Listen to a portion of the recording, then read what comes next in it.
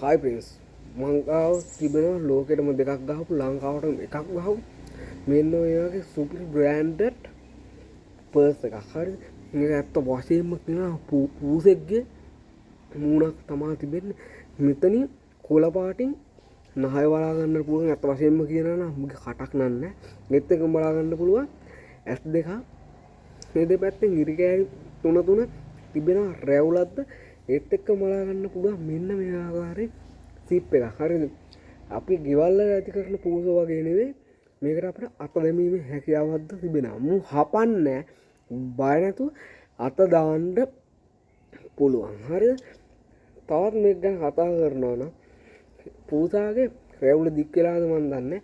මෙන්න මෙහෙම අණ්ඩක් ඇවිල්ලා තියෙනවා.